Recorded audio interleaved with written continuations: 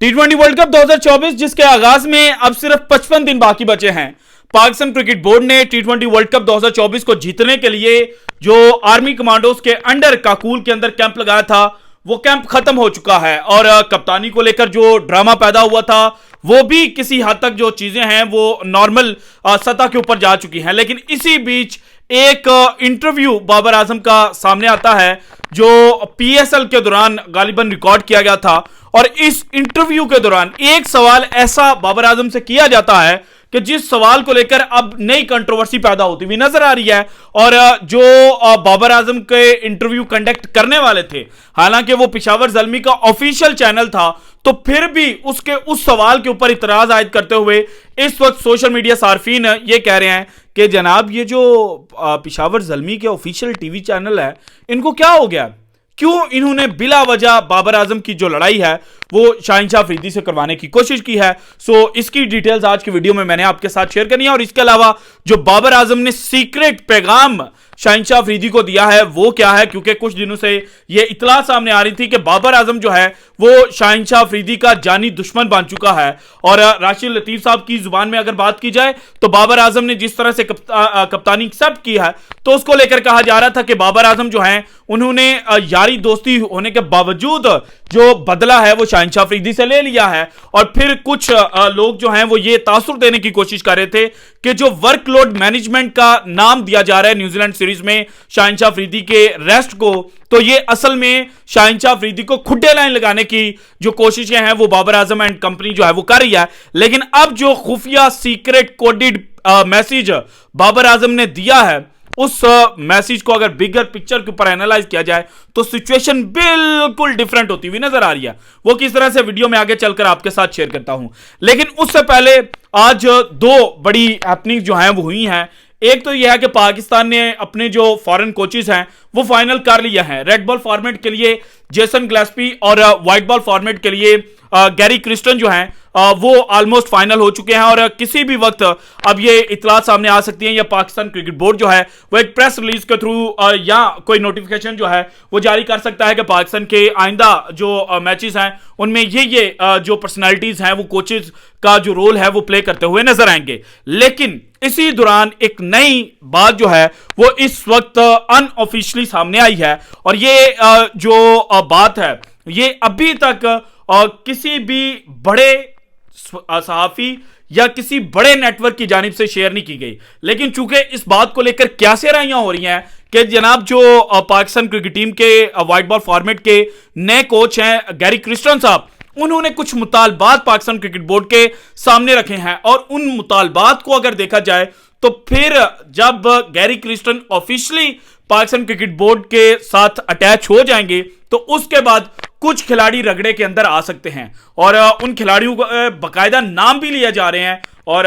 उनमें एक नाम इमाद वसीम का भी है। सो इमाद वसीम अब किस तरह से रगड़े में आ सकते हैं ये भी आज की वीडियो में आपके साथ शेयर करूंगा। इसके अलावा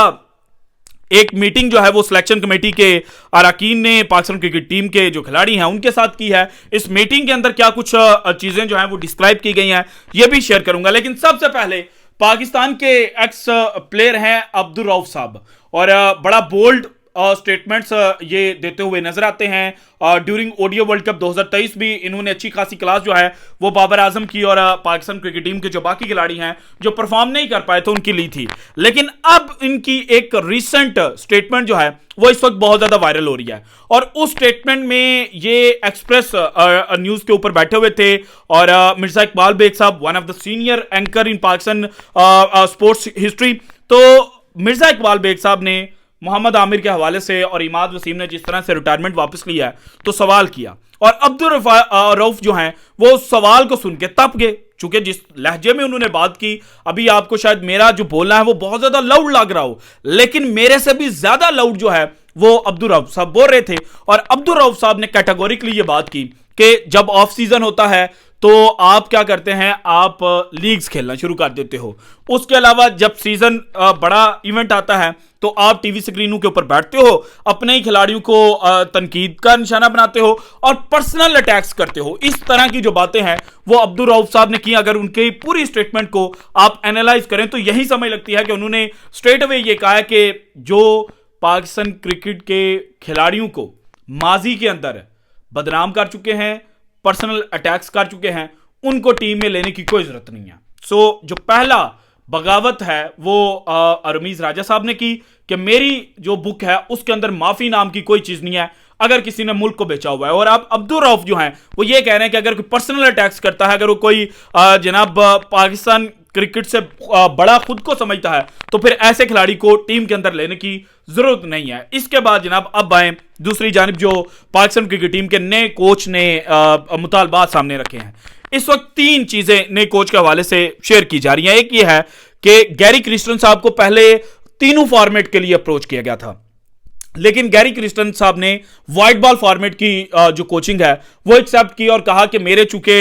लीग्स क्रिकेट के अंदर कॉन्ट्रैक्ट्स हैं तो मैं उन कॉन्ट्रैक्ट्स को रिस्पेक्ट देना चाहता हूं, सो इसलिए मैं रेड बॉल फॉर्मेट की जो कोचिंग है वो नहीं करूंगा। फिर उन्होंने कुछ प्लान्स जो हैं वो पाकिस्तान क्रिकेट बोर्ड के साथ शेयर किए, जिन प्लान्स को सुनने के बाद पाकिस्तान क्रिकेट बोर्ड जो है उन्होंने पहला मुतालबा गैरी क्रिस्टन का माना कि ठीक है आप व्हाइट बॉल फॉर्मेट की कोचिंग कर लें और रेड बॉल फॉर्मेट के लिए हम एक डिफरेंट कोच जो है वो ले आते हैं। इसके बाद जो दूसरा मुतालबा था गैरी क्रिस्टन का, वो पाकिस्तान क्रिकेट टीम के कप्तान बाबर आजम बनाने का था और बाबर आजम को फिर पाकिस्तान क्रिकेट बोर्ड ने कप्तान बनाया भी। और इस दूसरे मुतालबे के हवाले से जो बासित अली साहब हैं पाकिस्तान के एक्स क्रिकेटर और वो जनाब एनालिस्ट जिन्होंने ड्यूरिंग ओडीआई वर्ल्ड कप 2023 ये बात कर दी थी कि चाहे ज़का अशरफ साहब पाकिस्तान क्रिकेट बोर्ड के चेयरमैन रहें या ना रहें, लेकिन बाबर आजम कप्तानी के ऊपर नहीं रहेंगे। और फिर पाकिस्तान क्रिकेट फैंस ने ये देखा कि ज़का अशरफ साहब ने बाबर आजम जो है उनको पाकिस्तान क्रिकेट टीम की जो कप्तानी है उससे जनाब सैक करके रख दिया था। और अब भी इन्होंने ये कहा कि जो बाबर आजम को कप्तान बनाया गया है इसके पीछे कहानी यह है कि जो पाकिस्तान क्रिकेट टीम के नए कप्तान हैं और नए कोच हैं उन्होंने बाबर आजम को कप्तान बनाने की जो डिमांड है वो पाकिस्तान क्रिकेट बोर्ड के सामने रखी थी। और इसके बाद जो तीसरी जो सबसे खतरनाक डिमांड है वो है कि जो फिजियो होगा, जो ट्रेनर होगा और जो फिटनेस को जांचेगा, वो गैरी क्रिस्टन साहब अपनी जो लोकल एकेडमी है साउथ अफ्रीका में वहां से लेकर आना चाहते हैं। और वो चाहते हैं कि मेरा चूंकि 1 साल का कॉन्ट्रैक्ट जो है वो फर्स्ट ऑफ ऑल मुझे ऑफर किया जाए और 1 साल के बाद जो मेरी परफॉर्मेंस है और टीम की जो परफॉर्मेंस है उसको एनालाइज किया जाए। और उसको एनालाइज आपने तब करना है अगर आप मेरी ये डिमांड मीट करें कि जो ट्रेनर होगा, जो फिजियो होगा, वो मैं साउथ अफ्रीका में जो अपनी लोकल एकेडमी है वहां से लेकर आऊंगा, क्योंकि उनके मुताबिक उनका जो फिजियो है वो पाकिस्तान क्रिकेट टीम के जो खिलाड़ी हैं उनकी जो फिजिकल फिटनेस है उसके ऊपर बड़ा बेहतरीन काम कर सकता है। और इसके अलावा जो रिपोर्ट्स वो कोच को प्रेजेंट करेगा कि ये खिलाड़ी फिट है, ये खिलाड़ी 8 मिनट के अंदर 2 किलोमीटर भाग सकता है, ये खिलाड़ी 6 मिनट के अंदर 2 किलोमीटर भाग सकता है, इस खिलाड़ी के मसल्स में इतनी पावर है, तो वो उस चीज को ज्यादा हाई रेट करते हैं। सो अगर फिजियो आ जाता है गैरी क्रिस्टन का अपना, तो देन स्ट्रेट अवे जो खिलाड़ी अंडर रिडार आते हैं वो एक तो आजम खान है और दूसरा इमाद वसीम का नाम है, क्योंकि इमाद वसीम के बारे में यह कहा गया था और कराची के जो लोकल जर्नलिस्ट हैं उन्होंने ये खबरें रिपोर्ट की थी कि इमाद वसीम जो इस्लामाबाद यूनाइटेड के मैचेस कराची में खेला है उसमें अपने 2 ओवर्स फेंकता था ड्रेसिंग रूम के बाहर, फिर तीसरा ओवर करने के लिए आए फेंका बाहर, चौथा ओवर करने के लिए आए, चौथा ओवर कंप्लीट किया बाहर। सो इमाद वसीम उस तरह से फील्डिंग के अंदर नजर नहीं आ रहे थे। और इसी वजह से मोहम्मद हफीज भी ये एनालिसिस करने पर मजबूर हुए थे कि जो इमाद वसीम है उनका इंपैक्ट नजर नहीं आ रहा। बाद में जो आखिरी 3 मैचेस थे इमाद वसीम ने अपनी बैटिंग और बॉलिंग के थ्रू फिर उन मैचेस के अंदर जो जान है वो डाली और इस्लामाबाद यूनाइटेड को चैंपियन बनाने में एक क्लीदी किरदार अदा किया था। लेकिन इमाद वसीम की फिटनेस के ऊपर भी चूंकि एक बड़ा सवालिया निशान है, सो इसलिए इमाद वसीम भी रगड़े के अंदर आ सकते हैं। इसके बाद जो तीसरे खिलाड़ी हैं वो हारिस रऊफ साहब हैं। अभी तो वो पाकिस्तान सुपर लीग सीजन 9 के अंदर इंजर्ड हुए थे, सिर्फ 4 मैचेस खेल पाए थे, लेकिन वैसे भी अगर उनकी फिटनेस को देखा जाए तो जिस तरह से फास्ट बॉलर्स की फिटनेस होनी चाहिए उस तरह से नहीं है, बल्कि मेरी तरह उनका जो पेट है वो भी बाहर निकला हुआ है। तो हारिस रऊफ जो हैं वो भी अंडर रिडार आ सकते हैं अगर उन्होंने अपनी फिटनेस के ऊपर वर्कआउट ना किया। सो ये 3 डिमांड्स जो हैं वो गैरी क्रिस्टन साहब जो थे उन्होंने पाकिस्तान क्रिकेट बोर्ड के सामने रखी थी और सुनने में ये आ रहा है कि ये तीनों डिमांड्स जो हैं वो पाकिस्तान क्रिकेट बोर्ड उनकी फुलफिल करेगा, बल्कि एक तो कर भी दी है, 2 कर दी हुई हैं और तीसरी सिर्फ और सिर्फ ट्रेनर और जो फिजियो है उसकी जो डिमांड है वो रह गई है। इसके अलावा जो गैरी क्रिस्टन साहब हैं वो फुली पाकिस्तान के साथ काम नहीं करेंगे, बल्कि जब लीग क्रिकेट होगी तो वो लीग मैचेस जो हैं वो खेलने के लिए और अपनी जो टीमें जिनके साथ उनके मुआहदे हैं वहां पर उन टीमों के साथ काम करने के लिए पाकिस्तान क्रिकेट बोर्ड से छुट्टी लेकर चले जाएंगे अगर पाकिस्तान क्रिकेट बोर्ड के कोई इवेंट जो है वो उस दौरान नहीं होगा। इसके बाद अब आते हैं जो बाबर आजम ने कोटेड मैसेज दिया। बाबर आजम से सवाल किया जाता है ज़ल्मी टीवी के पॉडकास्ट में कि अगर आपको जनाब कश्ती चलानी आती है और आपको ही सिर्फ आती है और दो बंदे आपके साथ हैं, आप किसी एक को लेकर जा सकते हैं, और नाम दिए गए रिजवान और शाहीन का। अब ये सीधा सीधा सवाल जो है ना ये फड्डा क्रिएट करने वाला है। अगर तो रिजवान का नाम बाबर आजम लेते तो देन अगेन ये कहा जाता कि देखें बाबर आजम ने अपना सबसे करीबी दोस्त जो था उसकी पीठ पर खंजर घोंप दिया, जिस तरह से पहले शहनशाह अफरीदी की पीठ पर खंजर घोंपा था। अगर शहनशाह अफरीदी के हवाले से वो ये कहते कि